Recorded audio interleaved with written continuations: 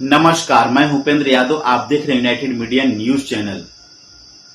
उत्तर प्रदेश की राजनीति एक बार फिर उबाल पर है। विधानसभा चुनाव अभी दूर हैं, लेकिन सियासी दलों ने अपनी अपनी बिसात बिछानी शुरू कर दी है।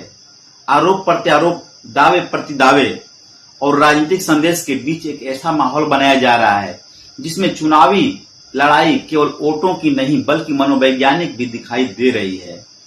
आज सबसे बड़ा सवाल यह है कि क्या भारतीय जनता पार्टी समाजवादी पार्टी को चुनाव से पहले ही मानसिक दबाव में लाने की कोशिश कर रही है? क्या सपा में टूट की चर्चाएं सिर्फ राजनीतिक रणनीति है या वास्तव में कुछ बड़ा होने वाला है?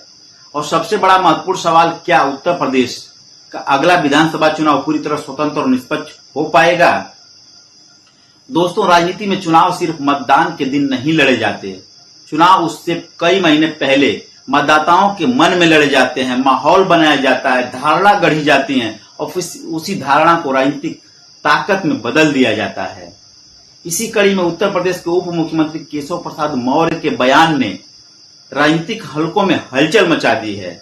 उनका दावा है कि समाजवादी पार्टी के 25 से अधिक सांसद भाजपा में आने को तैयार बैठे हैं। दूसरी तरफ ओम प्रकाश राजभर भी लगातार समाजवादी पार्टी के भीतर असंतोष और संभावित टूट की बात कर रहे हैं।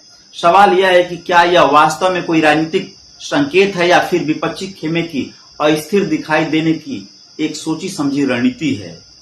समाजवादी पार्टी ने सभी दावों को सिरे से खारिज करते हुए पलटवार किया है। पार्टी अध्यक्ष अखिलेश यादव का कहना है कि भाजपा के कई नेता और विधायक उनके संपर्क में हैं। वहीं शिवपाल यादव ने भाजपा नेताओं के दावों को पूरी तरह बकवास बताया है। यानी राजनीतिक लड़ाई अभी शुरू ही हुई है और दोनों पक्ष आमने सामने समर्थकों का मनोबल बढ़ाने तथा विरोधियों का मनोबल तोड़ने में जुटे हुए हैं। लेकिन इस राजनीतिक शोरगुल के बीच एक और बहस तेजी से उभर रही है। वह बहस चुनाव आयोग की भूमिका और चुनावी प्रक्रियाओं की निष्पक्षता को लेकर सामने आ रही है। विपक्ष का आरोप है कि चुनावी संस्थाओं पर दबाव बढ़ रहा है। वहीं भाजपा इन आरोपों को लोकतांत्रिक प्रक्रिया को बदनाम करने की कोशिश बताती है। ऐसे में सवाल उठता है कि क्या 2027 का चुनाव केवल सत्ता परिवर्तन या सत्ता बचाने का चुनाव होगा या फिर लोकतंत्र और संस्थाओं पर विश्वास की भी परीक्षा होगी? अगर हम उत्तर प्रदेश के चुनावी इतिहास को देखें तो समाजवादी पार्टी के सामने चुनौतियां नई नहीं हैं। 1992 में गठन के बाद से समाजवादी पार्टी ने कई उतार चढ़ाव देखे। मुलायम सिंह यादव के नेतृत्व में पार्टी ने सामाजिक न्याय की राजनीति को नई दिशा दी। 1993 में बहुजन समाज पार्टी के साथ गठबंधन कर भाजपा को सत्ता से दूर रखा। उस दौर में मिले मुलायम कांसीराम हवा में उड़ गए जय सिया राम का नारा राजनीति का केंद्र बन गया था।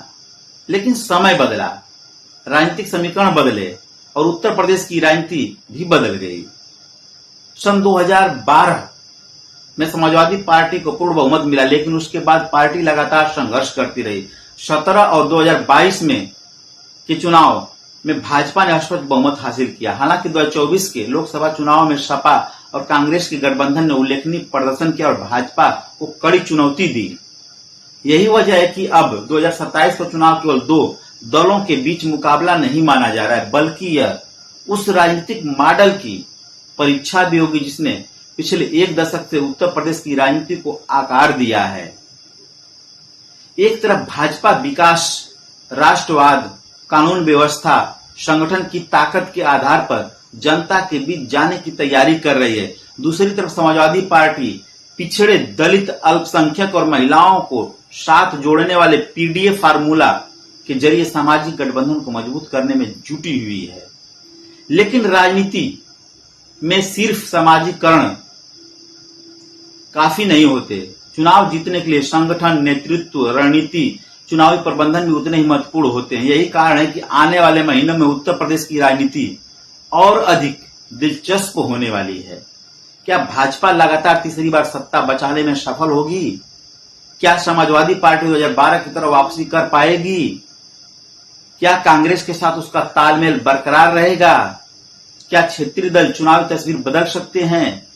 और सबसे बड़ा सवाल, क्या मतदाता एक बार फिर स्पष्ट जनादेश देंगे? उत्तर प्रदेश की राजनीति किसी भी मोड़ पर पहुंच पाएगी, इन सभी सवालों का जवाब समय देगा। लेकिन इतना तय माना जा रहा है कि उत्तर प्रदेश विधानसभा चुनाव 2027 केवल एक राज्य का चुनाव नहीं होगा, बल्कि राष्ट्रीय राजनीति की दिशा तय करने वाला चुनाव साबित हो सकता है। फिलहाल राजनीतिक दल अपने अपने दावे कर रहे हैं, समर्थक अपनी अपनी उम्मीद जता रहे हैं और जनता सब कुछ देख सुन रही है।